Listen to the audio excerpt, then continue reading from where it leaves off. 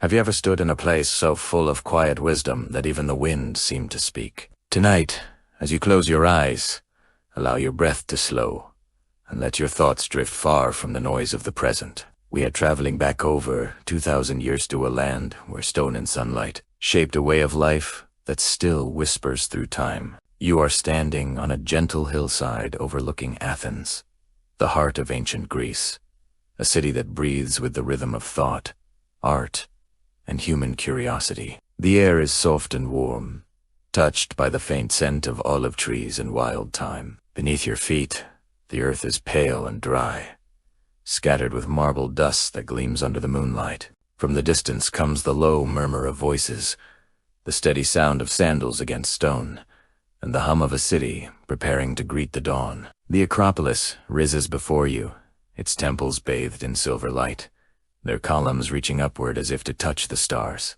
Listen to the quiet pulse of life unfolding below. Merchants arrange their stalls in the Agora, their laughter echoing off the walls of nearby porticos. Philosophers gather in shaded courtyards, their words carried away by the breeze. Children run through narrow streets, their laughter mingling with the rhythmic clatter of pottery and the soft bleating of goats. Every sound, every motion seems perfectly measured though Athens herself moves in harmony with something eternal. Here, night and day do not oppose one another. They blend, like ink and water, into a timeless calm. The flicker of oil lamps from distant homes glows like constellations on earth. The wind carries the salt of the Aegean and the faint perfume of burning incense from a nearby shrine. Somewhere, a lyre begins to play, its notes rising gently through the cool night air. As we begin this journey through the daily life of ancient Athens, allow your mind to walk among its people. Feel the texture of their world, the rough weave of linen against your skin, the dust that clings to your sandals,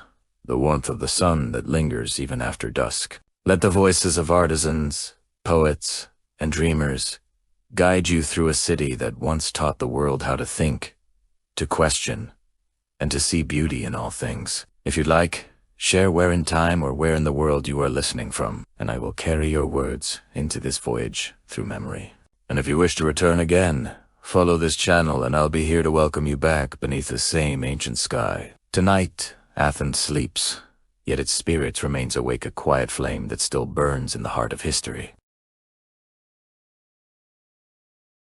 The first light of dawn creeps gently across the hills of Attica. The sky above Athens shifts from violet to gold, and the city awakens as if stirred by the breath of the gods themselves. From the high crown of the Acropolis, the Parthenon gleams with a pale radiance, its marble columns catching the first kiss of sunlight. Below, narrow streets begin to hum with quiet movement, the soft padding of feet, the rustle of linen garments, and the distant bark of a dog greeting the day. You are standing at the edge of the city, where the olive groves meet the stone walls.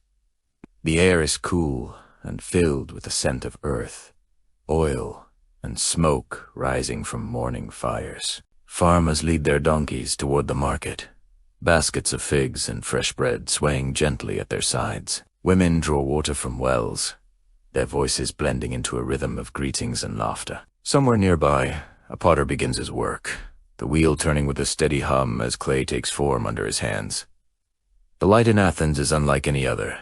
It does not simply shine. It reveals. It slides across the white walls of homes, spills down the steps of the temples, and dances on the surface of the Aegean far beyond. Even the shadows here seem alive, soft and fluid, moving with the rhythm of time itself. To live in Athens is to live inside this dialogue between light and stone, a conversation that never ends, a harmony that belongs only to this place. As the sun climbs higher, the heartbeat of the city grows stronger. The aroma of bread, olives, and honey fills the air. Artisans open their workshops, painters grinding pigments, sculptors shaping marble, weavers tying the first threads of the day. Every movement feels deliberate, every gesture part of something larger. In Athens, work is not merely survival. It is a quiet offering to beauty and order. You walk through a narrow lane, shaded by grapevines. A small child runs past you, laughing,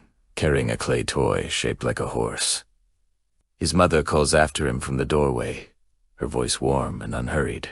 In the distance, A flock of birds rises suddenly into the sky, their wings catching the light like silver leaves. The city seems to breathe, its rhythm gentle and alive. Somewhere, a bell rings from a nearby temple, its tone low and resonant. The people pause for a moment, not in fear, but in acknowledgement. The gods are not far here. They dwell in the stones, in the air, in every heartbeat of the city. To walk through Athens at dawn is to walk through both the human and the divine, intertwined like the threads of a single tapestry. The morning settles into calm. The markets begin to fill.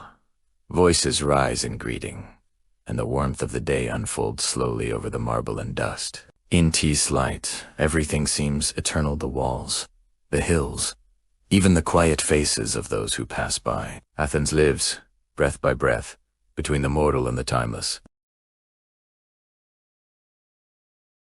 Be mid-morning, Athens is fully awake. The hum of the city gathers and converges upon its heart.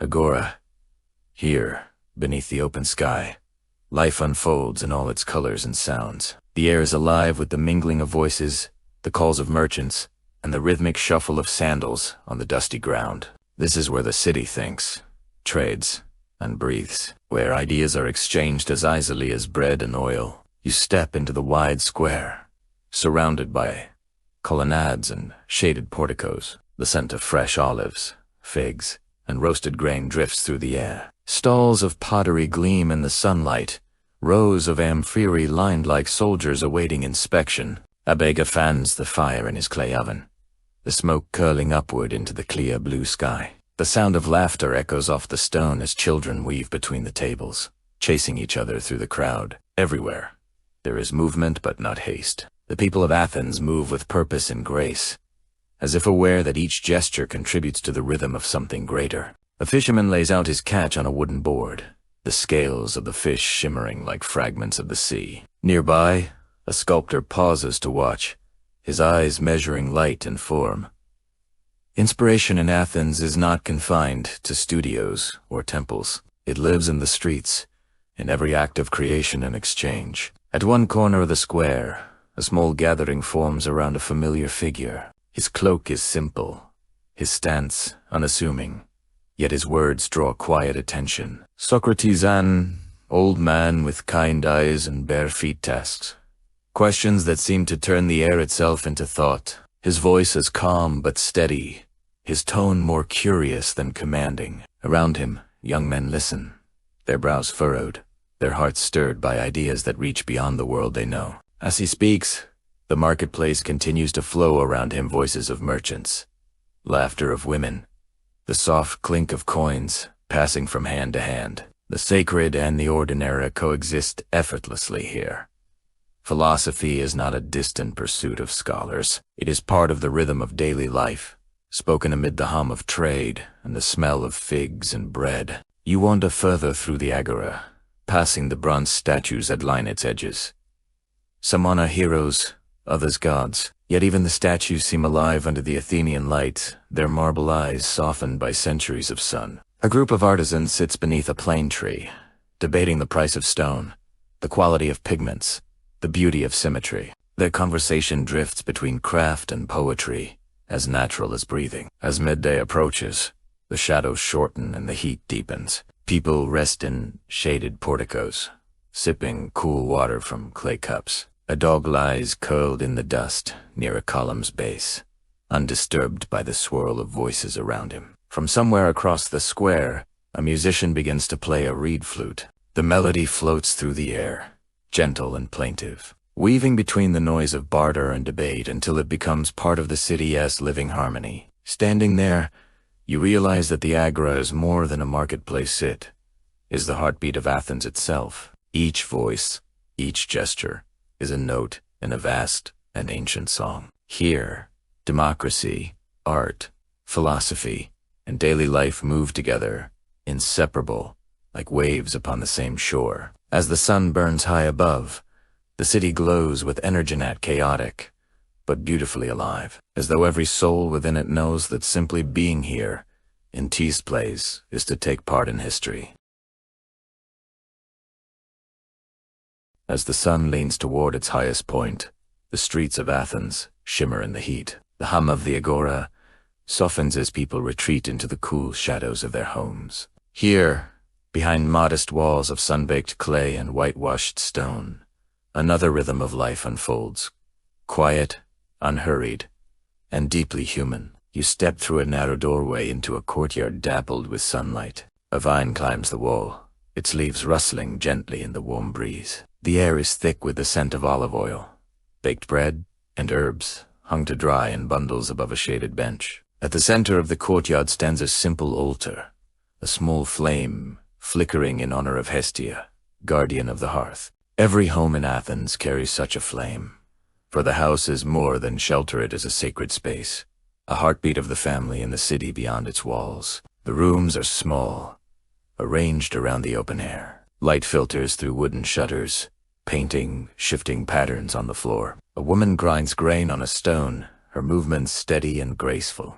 Beside her, a child plays with a clay figurine, tiny horse, molded by his father's hands. The rhythm of daily chores feels almost like music. The sweep of a broom, the ring of a jar being set down, the soft hum of a song meant to soothe the hours. Men gather in the shade after returning from the marketplace or from the fields beyond the city.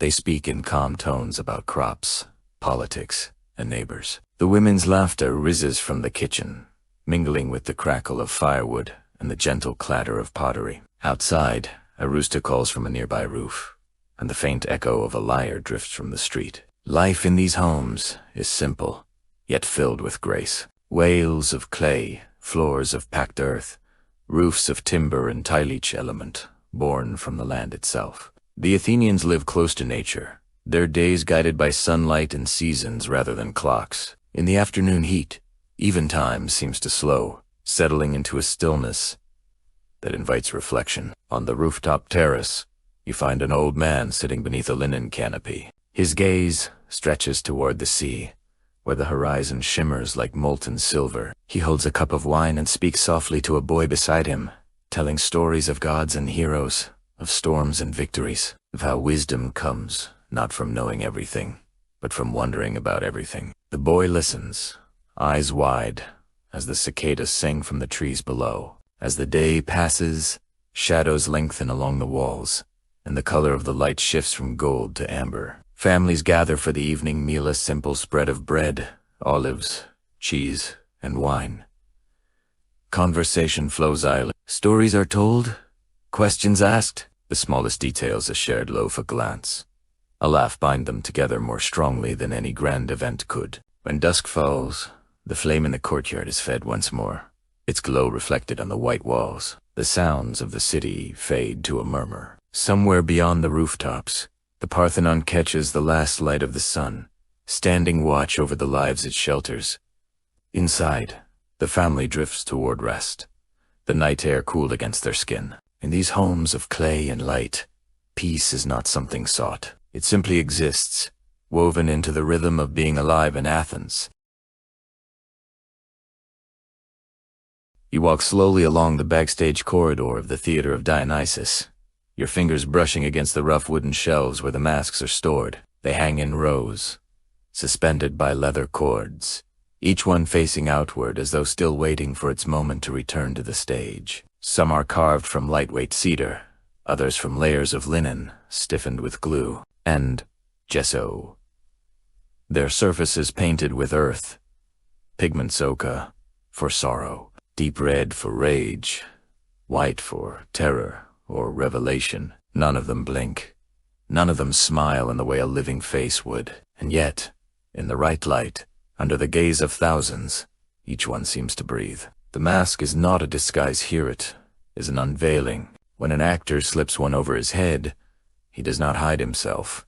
He becomes a vessel. The exaggerated mouth, wide and hollow, is not for shouting, it is an acoustic chamber, shaped so that even the softest whisper carries to the highest row. The eyes, large and rimmed with dark pigment, do not look outward so much as inward, drawing the audience into a shared state of contemplation. You notice the faint scent of beeswax and dried herbs clinging to one mask in offering, perhaps tucked into the lining by the actor before the performance, a quiet plea for steadiness in the voice, clarity in the thought. In the workshop just beyond the skene, a craftsman sands the edge of a new tragic mask. His hands move with reverence, as if shaping not wood, but memory. He explains, without looking up, that every curve has meaning.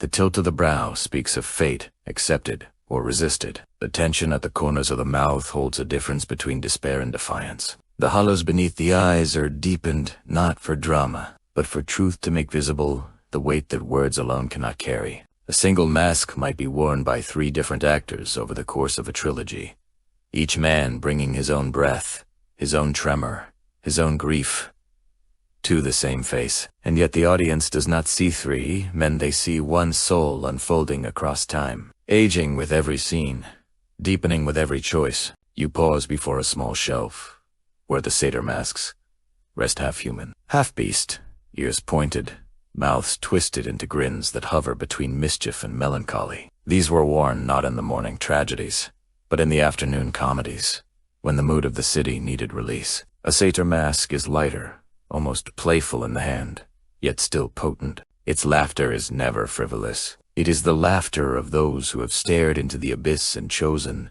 for an hour, to dance along its edge. One of the actors leans against the doorway, adjusting the strap of his mask. His voice is calm, his eyes tired but alert. He says that the most difficult moment is not the entrance, nor the final collapse. It is the silence just before the mask is lifted onto the face, when the actor must let go of himself entirely and trust that the story will speak through him. Outside, the wind shifts, and a thin beam of sunlight slips through a crack in the roof, falling across a row of discarded masks stacked in the corner. Those retired after a single performance, cracked or faded, their time on stage complete, they lie together like fallen leaves, still holding the shape of voices long gone. No one throws them away. They are kept, not as relics but as witnesses. For in Athens, the mask is not theater. It is empathy made visible, the understanding that to stand in another's skin, even for a moment, is the closest we come to touching the divine. Dawn arrives, not with silence, but with song. Long before the first light touches the eastern ridge of Mount Hymettus, the city stirs not with urgency, but with devotion. You join the slow procession winding down the sacred way from the city gates toward the theater, a river of linen, wool, and olive branches.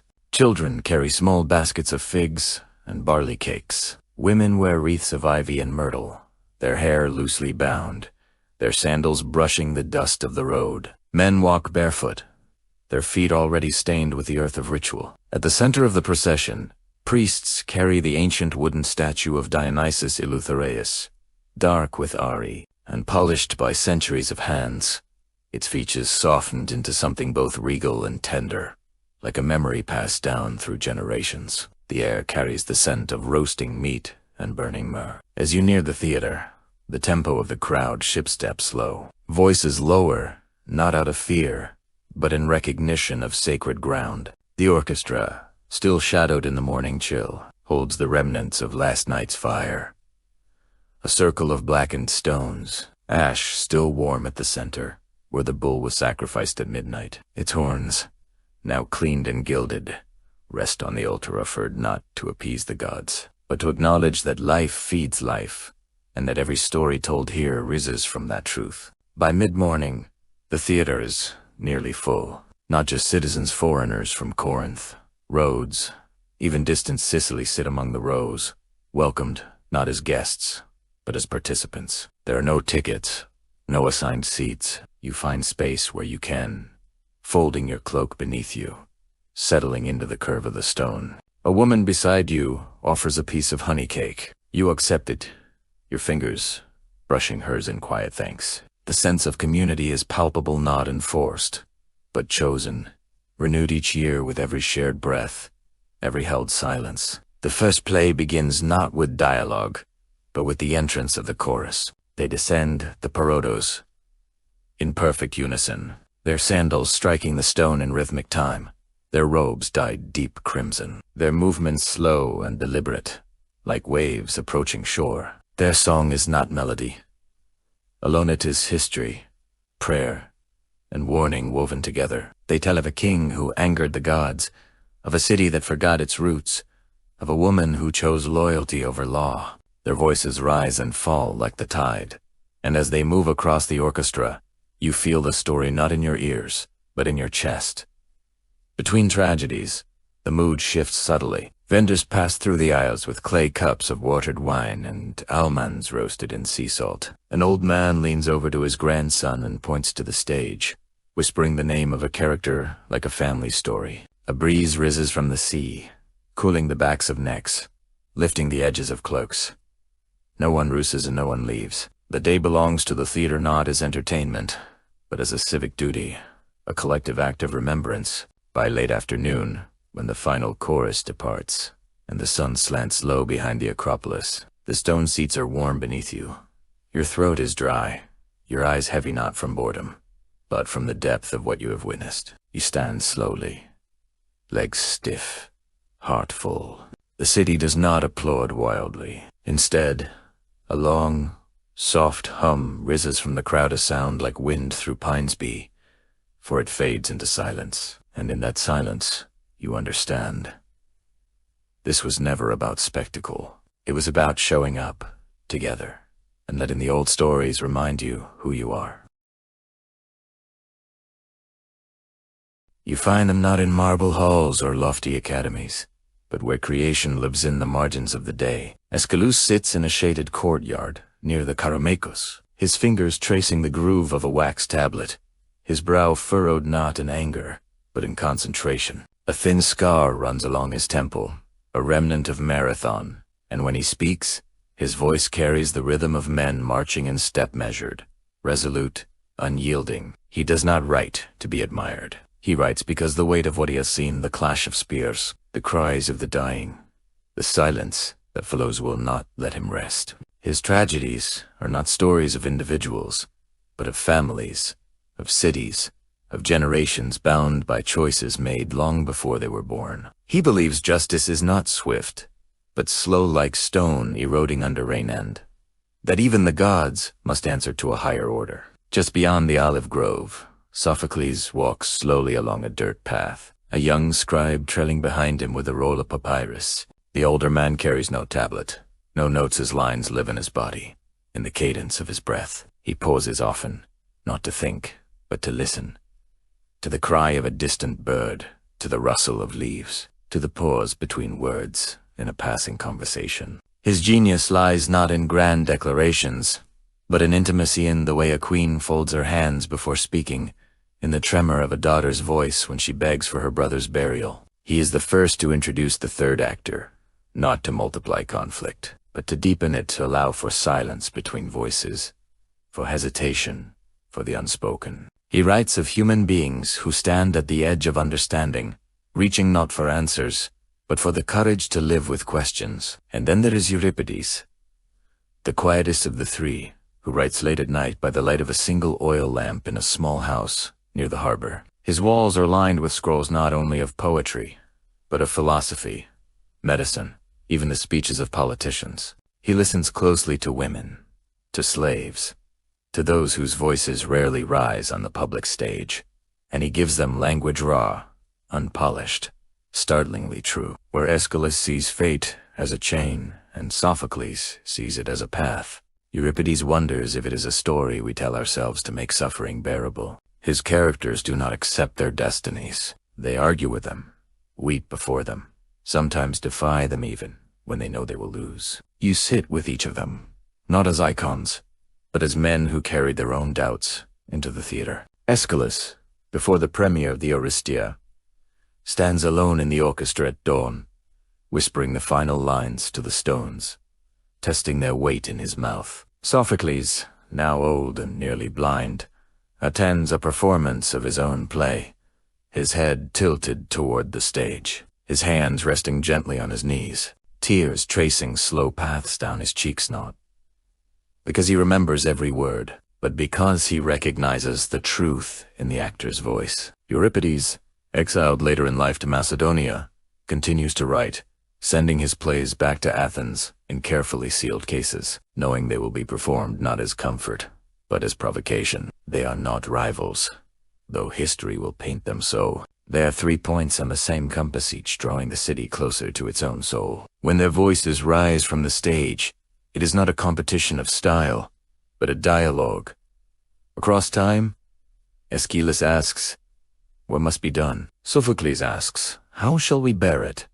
Euripides asks, why must it be this way? And in that triangle of questions, Athens finds the space to breathe, to grieve, to hope.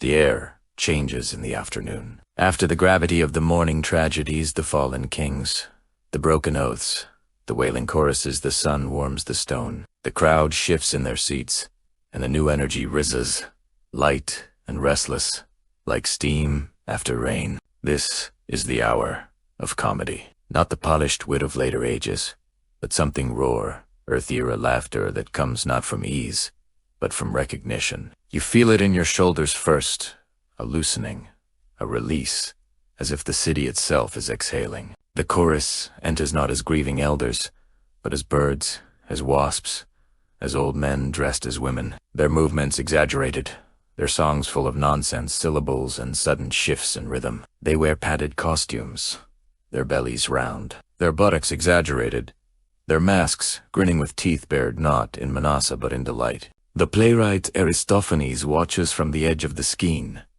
his arms crossed, his eyes sharp.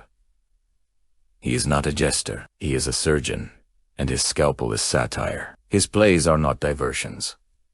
They are interventions. In Lysistrata, women seize the Acropolis and refuse to share their beds until the men end the war knot. As fantasy, but as a mirror held up to exhaustion, to the cost of pride dressed as patriotism. In the Frogs, Dionysus himself descends to the underworld, not for glory, but to fetch a poet. Because only art, the play insists, can save a city that has forgotten how to speak to itself. You watch a scene unfold in which a politician is portrayed as a giant dung beetle, rolling his policies like a ball of waste uphill, only for them to tumble down again. The crowd erupts not in mockery,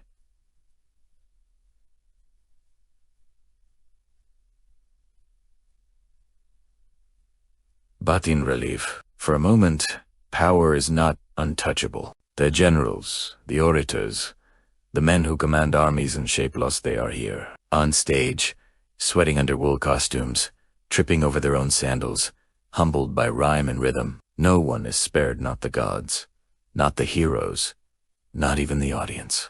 A joke about tax collectors draws knowing groans. A jab at philosophers prompts a burst of laughter from the very men being mocked, seated in the middle rows. Yet the laughter is never cruel. It is the laughter of a community that knows its own flaws and chooses to name them together under the open sky. Even when the jokes are sharp, the tone remains generous, because the goal is not destruction, but correction. Comedy, in this space, is democracy in action.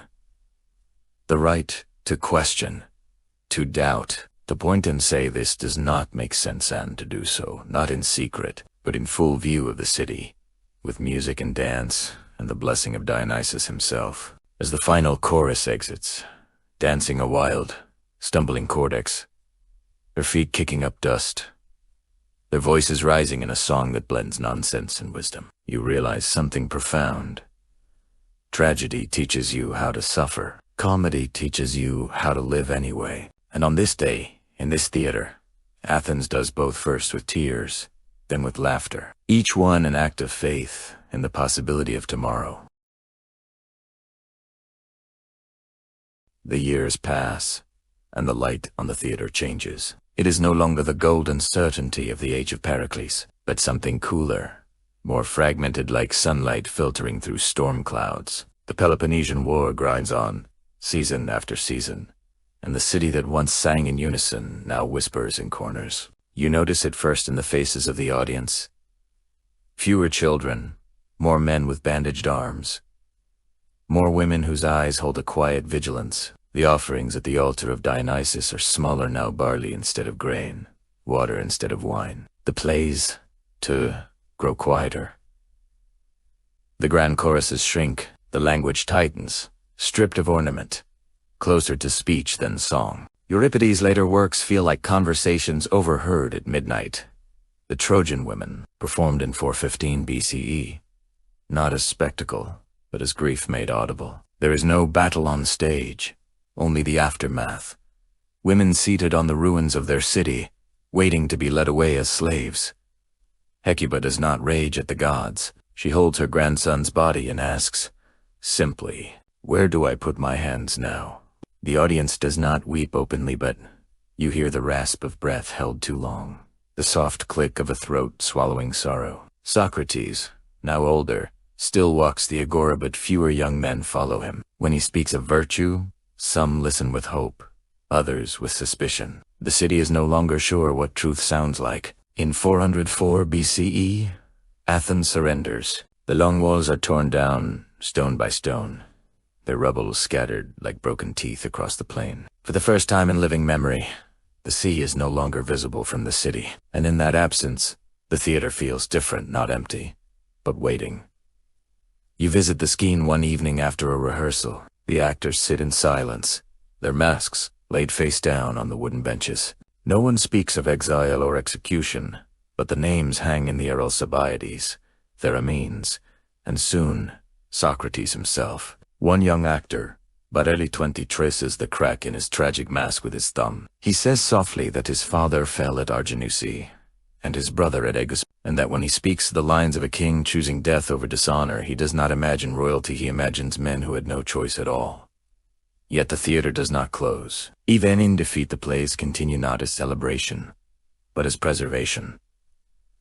The chorus still sings, though their steps are slower. The stories are still told, though their endings are less certain. Because in Athens, to stop telling stories would be to surrender the last thing the war could not take: the ability to ask why, to gather, even in sorrow, and say, "We are still here. We still remember. We still speak." The silence that grows is not the end of voice, it is the space between notes, where meaning gathers before it is spoken again. Time flows like the Ilissos, river quiet, inevitably, and Athens is no longer the center of the world. Only one star in a sky grown larger, brighter, more complex. Alexander's conquests have carried Greek language and thought to the banks of the Indus, the sands of Egypt, the hills of Anatolia, and with them travels the theater, not as a relic, but as a living seed, taking root in new soil. You stand now in the theater of Epidaurus, built decades after the Golden Age, its acoustics so perfect that a coin dropped in the orchestra can be heard in the topmost row. The stone is smoother, the seating more expansive, the stage building more ornate: carved columns, painted friezes, a roof that shelters the actors from sun and rain. The performances are longer now, the actors fewer but more skilled, trained in schools where gesture and voice are refined like instruments. A single performer might play multiple roles in one evening, changing masks with such speed that the audience gasps not at the spectacle, but at the fluidity of transformation. In Alexandria, under the Ptolemies, the theater becomes a place of fusion. Egyptian musicians join the chorus, their harps and flutes weaving with Greek lyres. Plays are translated, adapted. Reimagine a Medea, performed with a heroine who speaks Dematic. In her private moments, Prometheus set against the backdrop of the Nile's annual flood. The mask is still used, but its features grow subtler, more psychological as the archetypes of fate, and more the textures of individual sorrow. You travel with a troupe to Pergamon, where the theater clings to the side of a mountain like an eagle's nest. Here, the audience is not just citizens, but soldiers, merchants, scholars from a dozen cultures. A Phoenician trader sits beside a Thracian horseman. A Babylonian astronomer leans forward during the debate scene. In Antigone, nodding slowly, as if he, too, has weighed law against love. The stories remain Greek in origin, but their meaning expands. Oedipus is no longer just about a king who unknowingly sins, but about the limits of knowledge in a vast, unpredictable world. The Bacchae, once a warning about resisting the divine, becomes a meditation on the cost of repression in politics, in the soul, in the body. The actors are no longer amateurs fulfilling a civic duty, but professionals who travel for months, carrying their masks in padded chests, their costumes folded with care. They are respected, sometimes wealthy, always transient citizens of no single city, but of the stage itself. One evening, in a small town near Syracuse, you watch an old actor perform the death of Priam. His voice is weaker now, his movements slower, but when he raises his hand in surrender, the entire amphitheater falls silent, not out of pity, but recognition. He is not pretending to die. He is remembering how to be human. The theater has changed. It is grander, more technical, more cosmopolitan, but its heart remains the same. A space where strangers gather to witness the truth of what it means to live, to lose, to choose and to know, for a few hours, that they are not alone. Centuries fold like pages in a book, and the theater of Dionysus falls into silence. All at once, but gradually, as empires rise and fall as new gods. Claim disguise, marble is quarried for other temples, other purposes. Vines creep over the orchestra. Goats graze in the upper rows. The skene becomes a shelter for shepherds, its painted panels worn to ghosts by wind and rain. The masks are buried, forgotten, or repurposed them, turned into lamps, others into children's toys. And yet, in a monastery in Byzantium, a monk copies Antigone by candlelight, his hands steady, his breath slow, preserving the words not for performance but as prayer for. In the defiance of a young woman against unjust law, he sees the echo of his own faith. In Renaissance Florence, a scholar unearths a fragment of the Bacchae in a forgotten library and reads it aloud to friends, beneath a pergola of grapevines. The wine is sweet, the night warm, and for a moment, Dionysus stirs in the air again. In a small theater in London, 1608, Shakespeare pauses mid-scene, looks at his actors, and says, "Let the queen speak her grief, not with tears, but with silence, and let the silence be louder than any cry." He has never been to Athens. He has never seen the hillside theater, but he has read Sophocles, and in that reading, the torch path. He walked through a modern city late at night, past a darkened place. A single bulb burns on the stage, the ghost light, left on so that no spirit is ever truly alone in the empty space. Its glow is soft, steady, casting long shadows across the rows of vacant seats. You place your hand on the cool wood of the stage door, and for a moment you hear it. The faint echo of a chorus, the rustle of a mask being lifted, the intake of breath before the first line is spoken. The theater is not gone. It is waiting. In a high school classroom, a girl reads Lysistrata for the first time and laughs not at the absurdity, but at the familiarity. In a protest square, a man holds a sign that quotes Antigone. "I was born to join in love, not hate." In a therapist's office, a patient says, "I feel like I'm living in a Greek tragedy." And the words bring not despair, but understanding, because stories give us names for what we feel. The ancient theater did not seek to provide answers. It sought to deepen the questions, to hold up a mirror, not to show us who we are, but to ask, who do you choose to become? And that question still lives in every script written in hope, in every audience that gathers in trust, in every voice that dares to speak, even when the world is loud. So when you stand before any stage, grand or humble, lit by candle or lead, know this: you are not witnessing something new. You are joining a circle that began on a hillside in Athens over 2,000 years ago, where people gathered under the open sky to say, together, let us remember, let us feel, let us be human fully, fiercely, tenderly while we still can. The last applause faded long ago, but the light is still on. The night deepens now, and the theater settles into stillness. The final actors have departed, their footsteps fading down the stone path.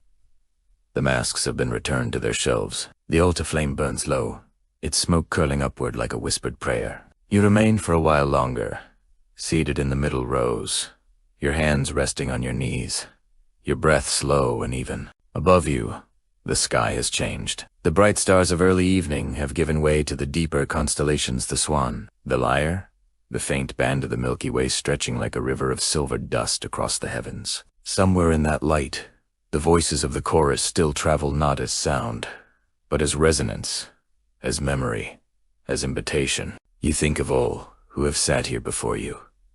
The farmer who walked 10 miles to hear, Oedipus, the woman who wept at Electra and then went home to mend her son's tunic, the exile who returned after years away just to hear a city's story spoken aloud again. Te Argone, their names lost to time, but the space, they created this space of shared attention, of collective feeling. It lives in every theater that opens its doors, in every story told in hushed tones before sleep, in every moment when one human being says to another, "Come, sit with me. Let me tell you something true. If you wish, let your thoughts drift now not to the past, but to the present. Feel the weight of your body resting. Listen to the rhythm of your breath. Let the images of marble and mask, of chorus and candlelight, settle gently into your mind like leaves on still water. And if you would like to return, if you long to walk the moonlit streets of Babylon, to stand beside Hypatia in the fading light of the library of Alexandria, to hear the first notes of a Gregorian chant rise in a cold stone chapel, follow this channel. It will be era, beneath the same stars that shone on Dionysus' altar, waiting to guide you home. For now, let the silence wrap around you like a warm cloak. Let your thoughts slow. Let your eyelids grow heavy. The stage is dark. The audience is gone. But the story is still breathing. Sleep well.